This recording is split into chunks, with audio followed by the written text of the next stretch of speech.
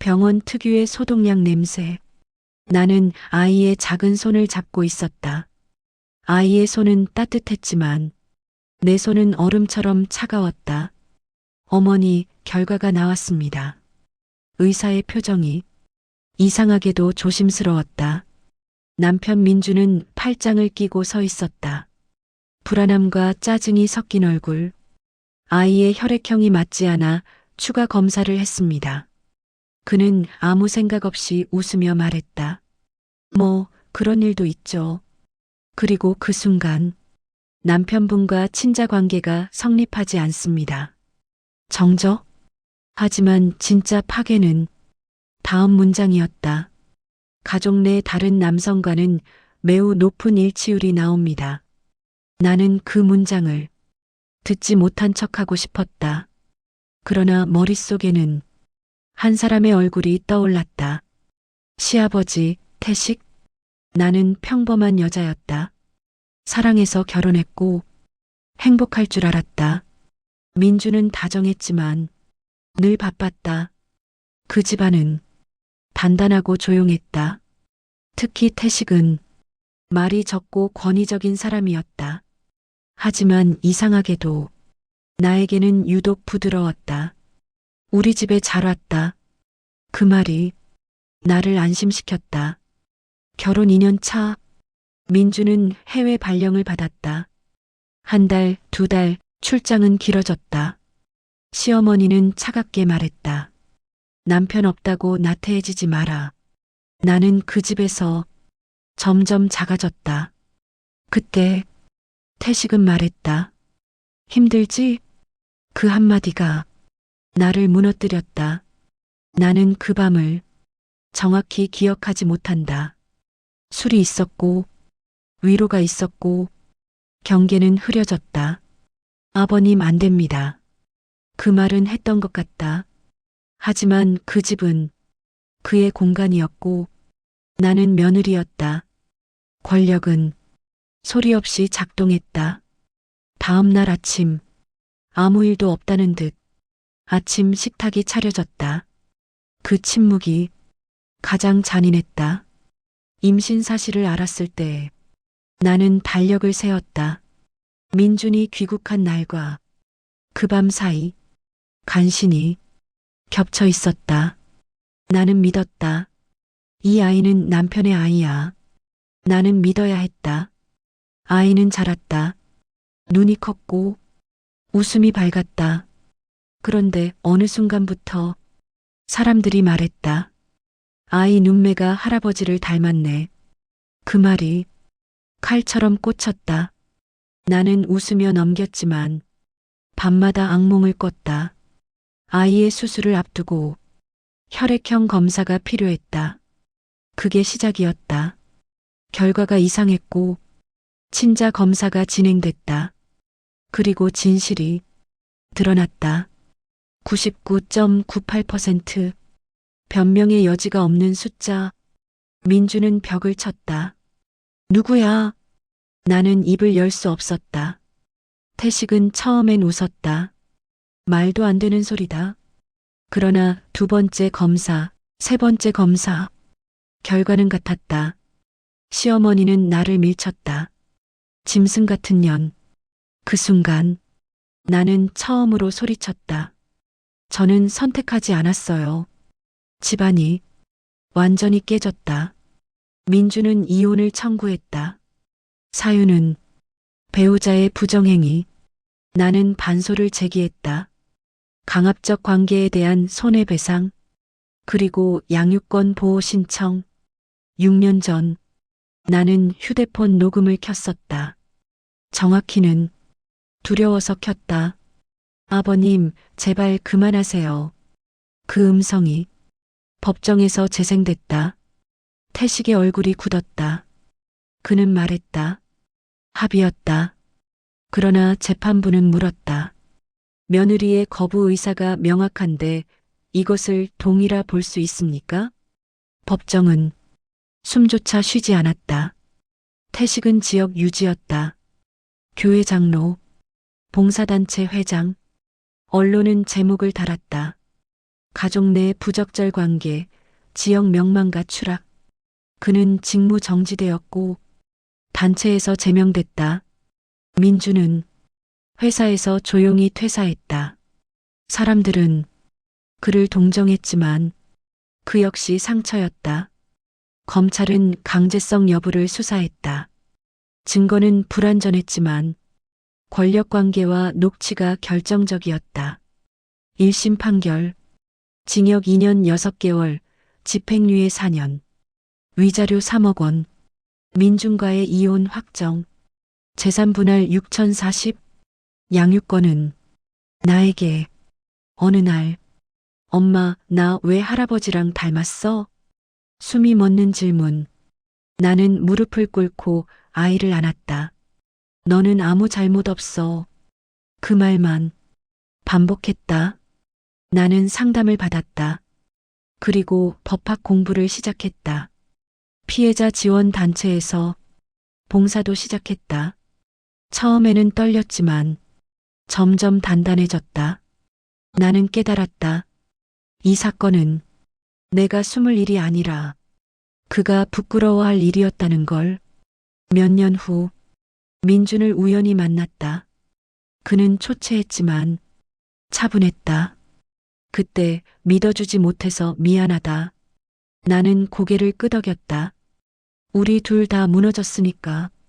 우리는 용서를 말하지 않았다. 다만 인정했다. 아이는 초등학교에 입학했다. 나는 법학과 졸업장을 받았다. 그리고 첫 사건을 맡았다. 가족 내 권력형 피해 사건. 법정에 서며 나는 생각했다. 6년의 침묵은 이제 끝났다. 이 이야기는 불륜의 이야기가 아니다. 이것은 권력과 책임, 그리고 다시 서는 인간의 기록이다. 태식은 항소했다. 강압은 없었다. 며느리가 오해했다. 그의 변호인은 합의라는 단어를 반복했다. 나는 다시 법정에 섰다. 이번에는 더 이상 떨리지 않았다. 재판장이 물었다. 피해자는 왜 6년 동안 침묵했습니까? 나는 대답했다. 그 집은 그의 집이었고 저는 며느리였습니다. 방청석이 조용해졌다. 권력은 물리적 힘만을 의미하지 않는다. 가족 안에서의 위계, 경제적 의존, 관계의 어감, 그 모든 것이 침묵을 만든다. 항소심 도중 예상치 못한 일이 벌어졌다. 시어머니가 증인 신청을 했다. 법정에서 그녀는 말했다. 그날 며느리 표정이 이상했다. 그녀는 그때 알았다고 했다. 하지만 외면했다. 우리 집이 무너질까봐. 그 말은 법정보다 더 무거웠다. 태식은 처음으로 고개를 숙였다. 2심 판결, 원심 유지, 징역 2년 6개월, 집행유예 4년 확정, 손해배상 3억 원 확정. 판결문에는 이렇게 적혔다. 가족 내 권력관계를 이용한 부당한 영향력 행사로 인정된다. 태식의 사회적 생명은 완전히 끝났다. 그는 모든 직책에서 사퇴했고 지인들은 등을 돌렸다. 민주는 회사를 떠난 뒤 작은 지방 사무소로 옮겼다. 그는 나에게 연락했다. 아이 가끔 볼 수 있을까? 나는 망설였다.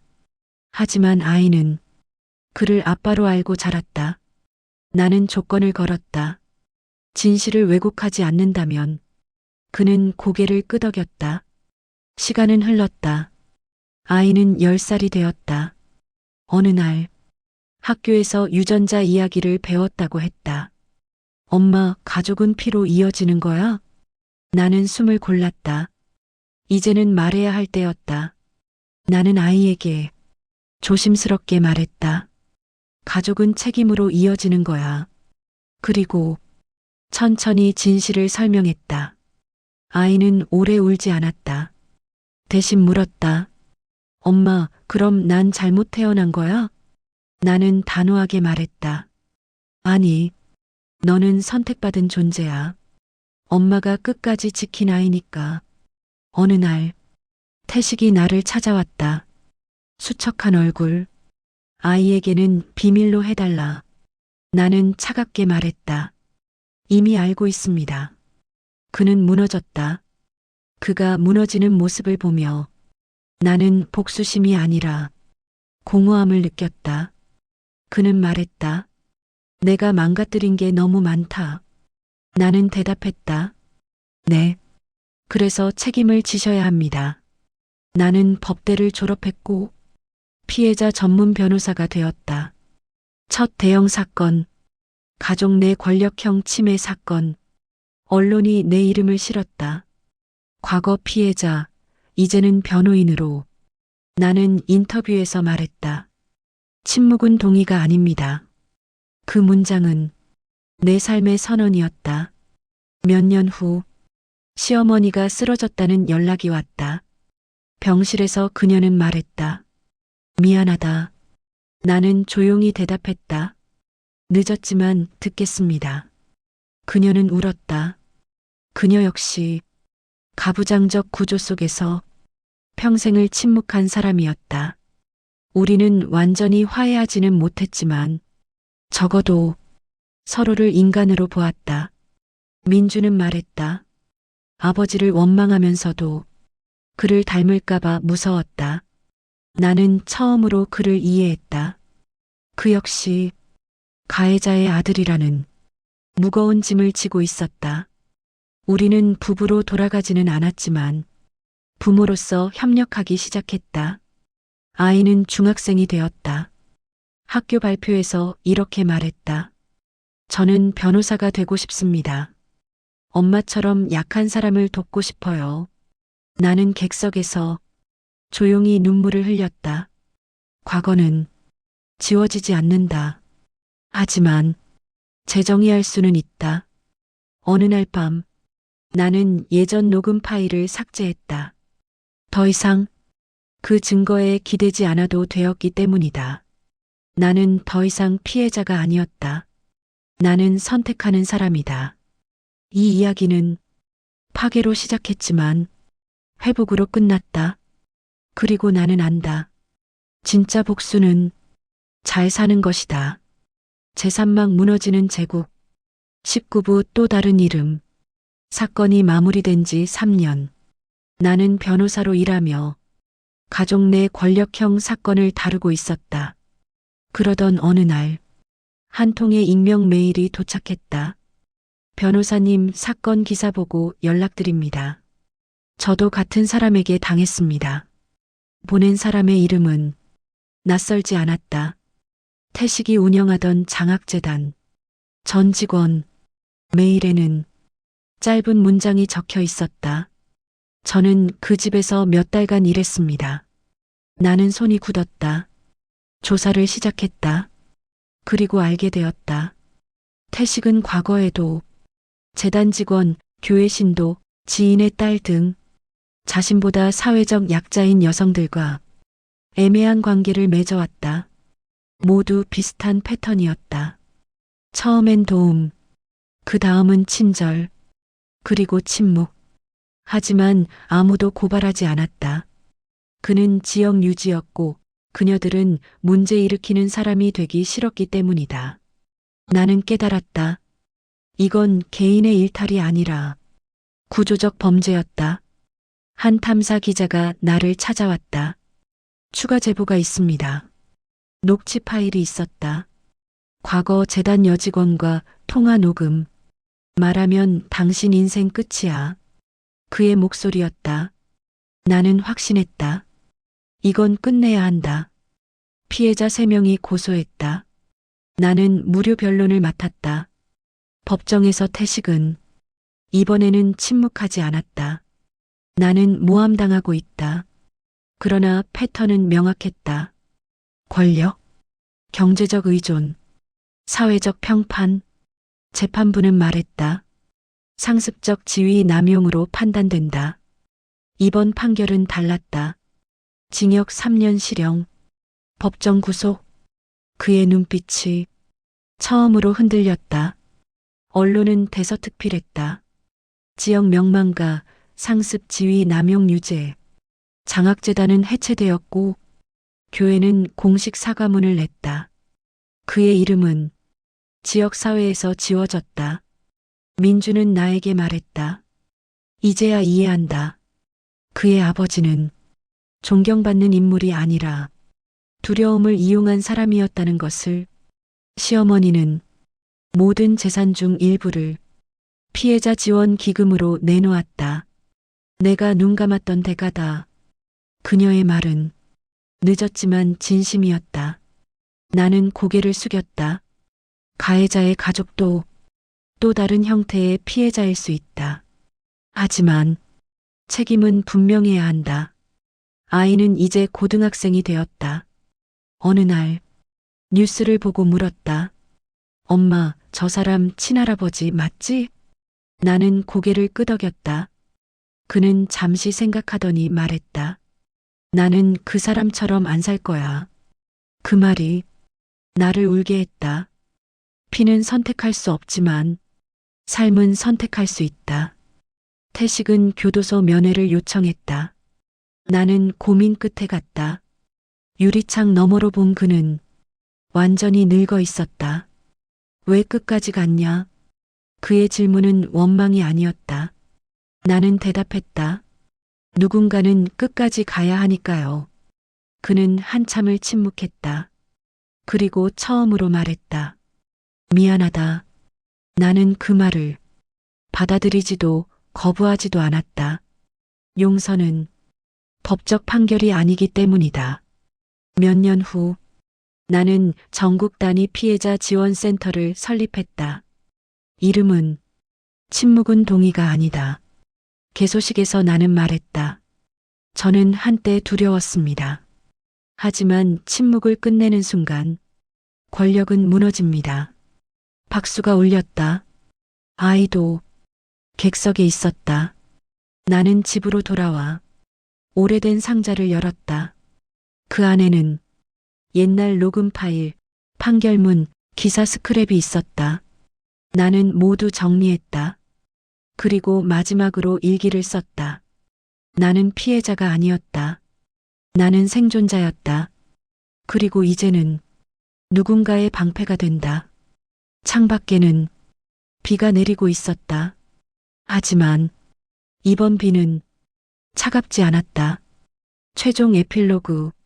이 이야기는 불륜 스캔들로 시작했다. 그러나 끝은 한 사람의 회복과 구조의 붕괴였다. 진짜 복수는 몰락이 아니라 재정이다. 나는 더 이상 누군가의 며느리가 아니다. 나는 나다. 그리고 이제는 두렵지 않다. 태식이 출소했다는 소식은 신문 한 귀퉁이에 실렸다. 아무도 크게 다루지 않았다. 이제 그는 뉴스 가치조차 없는 사람이었다. 그는 고향을 떠나 작은 지방 도시로 갔다고 했다. 예전처럼 누군가를 부르지 못했고 누군가가 찾아오지도 않았다. 권력을 잃은 사람은 평범해진다. 그리고 평범함은 그에게 가장 큰 형벌이었다. 민주는 어느 날 말했다. 나 해외로 나가려 한다. 한국에서 그 사건의 아들로 사는 것은 그에게도 고통이었다. 도망이 아니라 새로 시작하려는 거야. 나는 고개를 끄덕였다. 우리는 이미 과거를 공유하는 동지였다. 사랑은 아니지만 적도 아니었다. 시어머니가 편지를 남겼다. 나는 평생 남편을 믿는 척했다. 믿지 않으면 무너질까봐. 그녀는 결국 요양원으로 들어갔다. 나는 한번 찾아갔다. 그녀는 아이의 손을 잡고 말했다. 너는 아무 죄 없다. 그 말은 늦었지만 필요한 말이었다. 아이는 대학 진학을 앞두고 뜻밖의 말을 했다. 엄마, 남법 말고 심리학을 공부하고 싶어. 왜? 가해자가 왜 그렇게 되는지 알고 싶어.